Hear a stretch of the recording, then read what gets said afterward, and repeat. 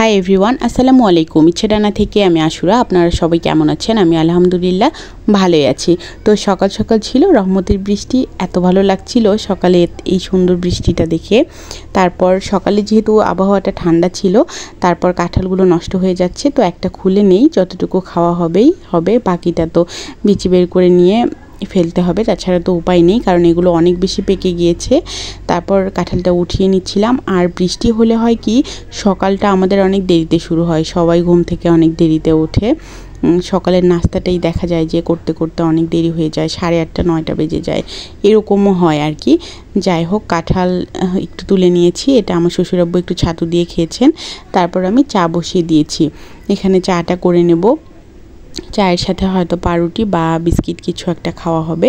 তারপর আমি এই যে দুধটা আলাদা করে জাল করে নিয়েছি। আজকে বৃষ্টি দেখে আমার সকাল সকাল একটু চা খেতে ইচ্ছে করছিল, তো এই জন্য আমি আমার জন্য 1 কাপ চা নিয়েছি। তো বৃষ্টি দেখে দেখে বসে বসে বারান্দায় চা খাচ্ছিলাম, ভালোই লাগছিল। তারপর ছিল একটু নুডলস করব, নুডলসটা রান্না শুরু করে দিয়েছি। আমার হাজব্যান্ডের জন্য এটা করছি, সে তো খাবে একটু দেরিতে, আমাদেরও পরে সে খায়, তো তার জন্য আমি এটা রেডি করছি। সে হয়তো খেতে আসবে দুপুরে রান্নার আগে, এসব সকালের ঝামেলাগুলো শেষ করে রাখি। তো তারপর আমি দুপুরে রান্নার জন্য সব কিছু মোটামুটি রেডি করে নিয়েছি। সকাল থেকে যেহেতু তেমন কোনো কাজ ছিল না, বা সকালের নাস্তা বানানোর কোনো ঝামেলা ছিল না, আমি এইভাবে শর্টকাট করেই ম্যাক্সিমাম টাইম নুডলসটা করি। তবে খেতে কিন্তু খারাপ লাগে না, ভালোই লাগে, আমরা খাই তো আমাদের কাছে ভালোই লাগে। এই তো ডালটা সিদ্ধতে বসিয়ে দিয়েছি, তার সাথে এই তো কচুর মুখি, এটা ভর্তার জন্য ছিলে সিদ্ধ বসিয়ে দিয়েছি। এই যে এগুলো রেডি করে নিয়েছি। তো আজকে রসুন মরিচ পেঁয়াজটা অনেক বেশি লাগছে রান্নায়, কারণ আজকে একটা ভিআইপি রান্না হবে, বলছি না, শুটকি আর করলা ভাজি, এগুলোর মধ্যে প্রচুর পরিমাণে পেঁয়াজ রসুনটা দিতে হয়। তো এই যে এখানে ছিল টাকি মাছের শুটকি, এটা বাজারের কেনা ছিল, কিন্তু শুটকিটা খুব বেশি শক্ত ছিল কেন জানো, এই জন্য আমি একটু গরম পানিতে জাল করে নিচ্ছিলাম। তারপর এখানে ডালটা হয়ে এসেছে, ডালের বাগারের জন্য আমি পেঁয়াজটা বেরেস্তা করে নিচ্ছি, এর সাথে 5 ফোড়নের গুঁড়োটা একটু হালকা ভাজা ছিল, তো ওটাও দিয়ে নিয়েছি। তারপরে এই যে মাছের সিদ্ধ ভর্তার জন্য আমি সব কিছু একত্রে দিয়ে নিচ্ছি। তারপর হঠাৎ করে মনে হলো যে মরিচগুলো তো শুকিয়ে গেছে, গাছের যে অনেকগুলো পাকা মরিচ উঠেছিল এগুলো আর আমি ফ্রিজে রাখিনি, বাহিরে রেখেছি, তো সব শুকিয়ে গেছে, এই জন্য টাটকা কয়েকটা মরিচ উঠিয়ে নিয়ে এসে ভর্তায় দিয়ে দিয়েছি। তারপর দেখেন এই যে কী পরিমাণ পেঁয়াজ, কী পরিমাণ মরিচ আর রসুন দেওয়া হবে। তবে এতগুলো যে কাঁচা মরিচ দিয়েছি না, মোটেও ঝাল হয়নি।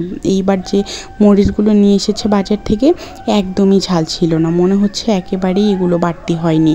তো যাই হোক, পাশের চুলায় আমি কড়াইটা দিয়ে দিয়েছি, ওই পাশে মাছের সিদ্ধ ভর্তাটা হচ্ছে, এই পাশে আমি শুটকিটা করে নেব।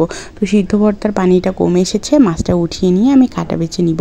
আর এদিক থেকে আমি শুটকির পেঁয়াজ মরিচটা মোটামুটি বেরেস্তা হয়ে এসেছে, এর মধ্যে শুটকিটা দিয়ে আমি একটু তেলের মধ্যেই নাড়াচাড়া করে নিতাম, কিন্তু আজকে এত পরিমাণ জোরে আসলে 2 চুলায় তাপ লাগছিল যে লেগে যাচ্ছিল, এর জন্য একটুখানি পানি দিয়েই নাড়াচাড়া করে নিলাম।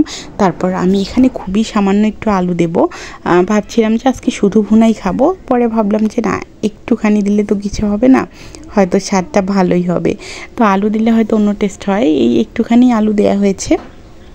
তাও আজকে দেশি আলুটা দিয়েছি যাতে গলে না যায়।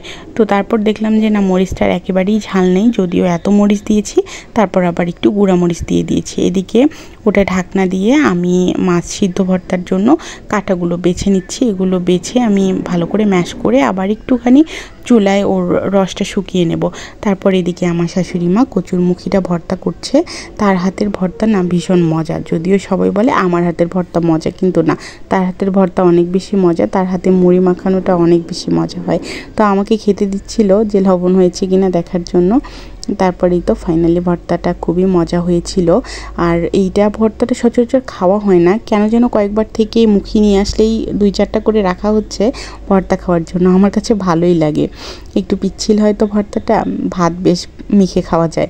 তারপর এই যে সিদ্ধ ভর্তাটা আমি কড়াইতে একটু শুকিয়ে নিচ্ছি। তারপর এই যে আমার রান্নাবান্না শুটকি ভর্তা, কচুরমুখী ভর্তা আর এই যে মসুরের ডাল, এগুলোই ছিল আজকের রান্নাবান্নায়।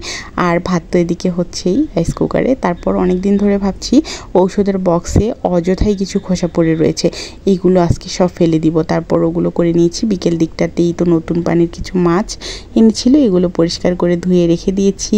তো আজকের ভিডিওটা এই পর্যন্তই, সবাই ভালো থাকবেন, আল্লাহ হাফেজ, আসসালামু আলাইকুম।